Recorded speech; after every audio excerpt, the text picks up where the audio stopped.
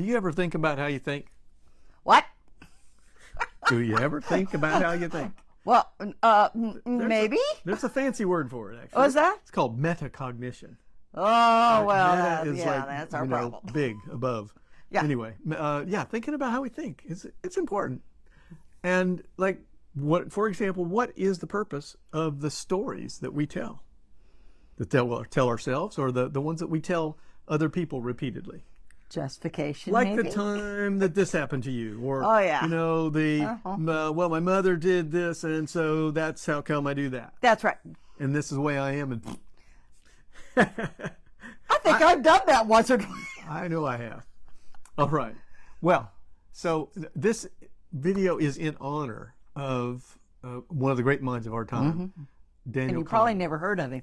You probably never heard of him, but he just passed away last week, and his name is Daniel Kahneman. He is recognized for creating or establishing behavioral economics, which is the study of how investors make decisions, and much of his research had to do with how we make decisions and the things called cognitive biases that cause us to make poor decisions. So he won the 2002 Nobel Prize with another man for his work. Wow. He and a different man named Amos Tversky also wrote a best-selling book called Thinking Fast and Slow. Okay. And in that book, they kind of summarized a whole bunch of the research that they'd done. Okay. And he talked about, he defined two systems. He called them System 1 and System 2. And it's the way we think and the systems we use. So the System 1 is the real fast, the thinking fast. I think I'm locked in that one. So that's our fighter. Most people know that as fight or flight. There's more to it than that, but it's the reflexive stuff. It's the decisions and choices we make and the actions we take that there's no conscious thought involved. Okay, it's reflexive, and that's what's kept us alive for much of our history as humans. Was the ability to do the ability that our body could do that, and we were already doing something before we realized we were doing it. Okay. Right. Like running. So running with that bear is chasing Like me. I am going to be out in front of it. But System 2 is also important. And System 2 is that system where we do slow down. We take a breath. We really think through something and decide, weigh all the different choices and then make a reasoned decision. And there's times when that really makes sense. We've got time to do that when we're buying a car. We might really think that, that Lamborghini is awfully sexy, but do we want to be paying for that for the rest of our life? Or is the smart car a better decision for where we live? If you can't go over 25 miles an hour in your neighborhood, what's the point of a Lamborghini? But I'd look so cute in it. Well, and there you go. And there I go. That's my fast thinking. That's... I love when baking. So welcome to the show. That's right. Okay, so we have these two systems, and then we have a series of what are called cognitive biases. Another term for them is heuristics. They are patterns of thinking, and they're mental shortcuts. Okay. Once again, they have a benefit. They have a survival benefit. Okay. And if they're because they save us energy and they save us time. Okay. Okay. So we need them. Yay for us. However, because they're shortcuts, they're inaccurate. There's a flaw. There's something. Okay, now. All right. So it causes us to make a decision that's not the best decision in certain circumstances. Okay. Explain so that. let's look at some examples from the investing. So from related to what Kahneman did. Okay. So one is called the hot hand fallacy. Hot hands in investing means that's somebody who's had basically a winning streak. Like a poker player. A poker player. Man, this is, yeah. Okay. Or you're shooting craps or whatever. They're winning streak. Oh, yeah. All right. So now you take that into the investment arena, and there are investment advisors or fund managers that I'm going to talk about fund managers. Okay. So one of the popular ways of picking mutual funds is to look at the fund manager that's got a 5-year history of great returns. I'm going to get that guy. That's the hot hands fallacy at work right there. This guy's been winning, so we assume that he's going to win. Now, the entire investment industry is required on almost every piece of paper they hand you to put a disclaimer that says past performance is no indication of future results. That is categorically denying the hot hand fallacy. It is in exact, it's because of the hot hand fallacy. It's so popular, so it's so common. So there was a book called What Works on Wall Street.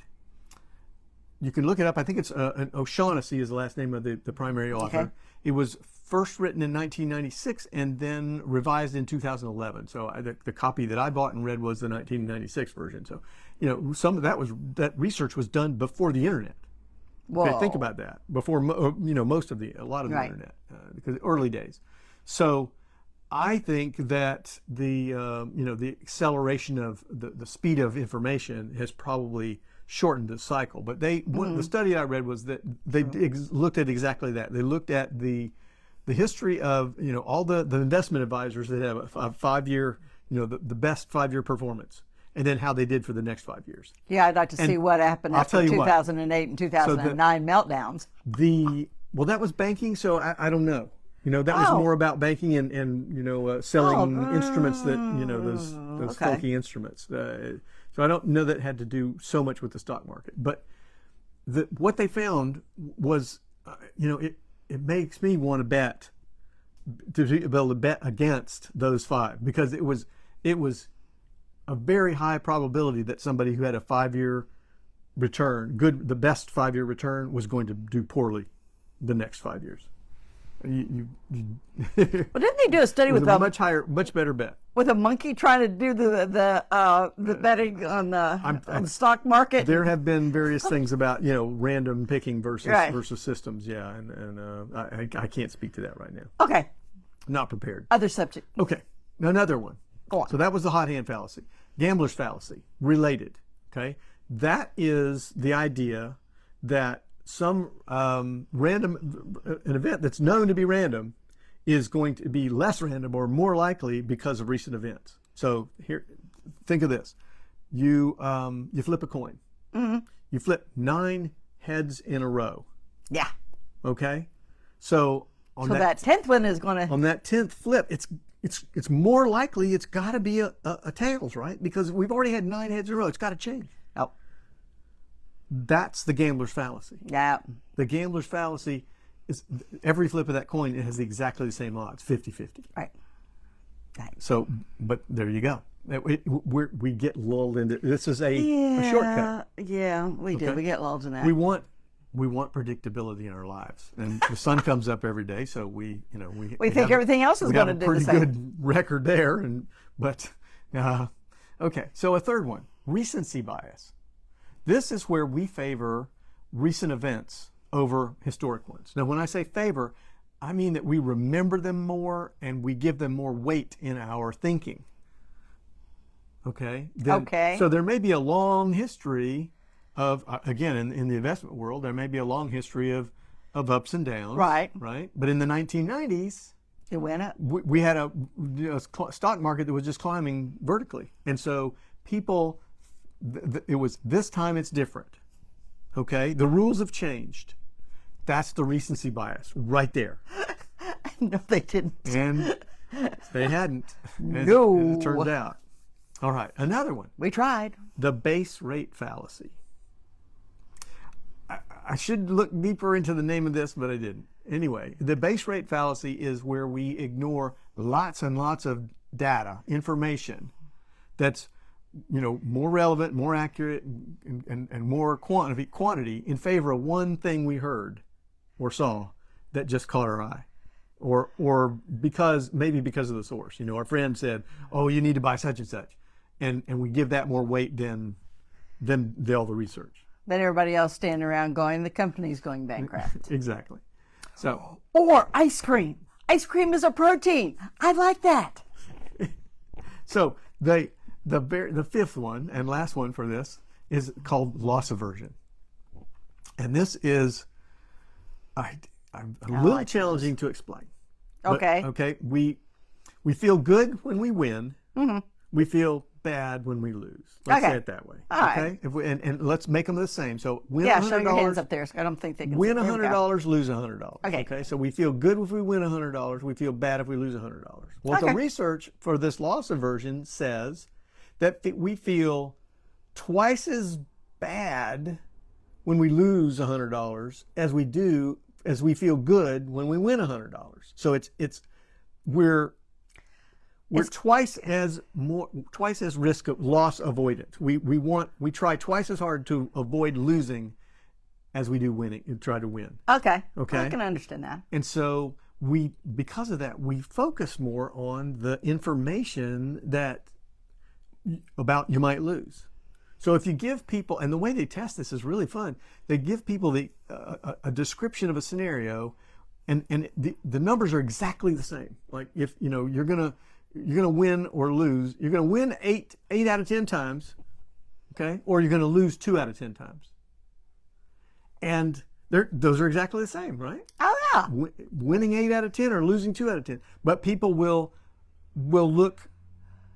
They're twice as hard on the 2 times. They look at that. They give that more weight, even though they're the same. Okay. Now, the way it's phrased is more clever than I just did. Okay, go look it up. But that's the loss aversion. So we have to, all of these things. The key is to be aware that they happen. They're built into us. We really can't do much about them other than know that they're there and try to do something to balance them. To overcompensate a little bit. Okay. Because we know that they're happening. So it's just awareness. Yeah. And so one of the things, and again, thinking about the system 1 and system 2, when we get excited about something, right? Ooh, seems like a really good deal. Let's do it now, right? Let's buy that Lamborghini. I'm a walking, talking billboard for this. When I get excited about something and want to jump on it, most of the time, that's when I need to slow down, think about it, take a break, sleep on it, whatever, because it's almost always a bad decision. Right. So that's an example of how you might compensate for these biases. Just say stop. And usually that excitement is coming from a sense of getting some sort of an unfair advantage, or FOMO, yes, fear of missing out, or it's too good a deal. It looks too good, so I better act quick. Yeah, I better because not let it, again, it's another there version again, of FOMO. the offer's not going to be here tomorrow. Oh yeah, that's another one. Yeah. Well, yep. My dad, that was one of the few pieces of really good advice he gave me. He said, if it's a good deal today, it's going to be a good deal tomorrow. Okay. All righty then. So if you have, if you'd like to look further at this, you can go to our YouTube channel, or if you're already on our YouTube channel, look at the series of videos that we did summarizing the Hacking Your Mind series, or go to pbs.com and look up the Hacking Your Mind series. It was 4 episodes. Yeah, it fabulous. They interviewed Daniel Kahneman. They talked about his, the various mental, the cognitive biases. It's a wonderful show. Yeah. Another thing that you might do, and just currently, there's a new show out called The Irrationals, and it is entertainment, but it is a behavioral scientist. And the show is around these, how he solves crime and catches people by using these cognitive biases, to figure them out. Yeah, because we all got them, and then they trip us up constantly, so might as well be aware of them. That's right, because they're being used against us. That's going to be another video. Yeah. In marketing, they are being used against us every day. So the more you know, the better protected you are. Thanks so much for spending a few minutes with us, and we will see you in another video. Bye. Bye.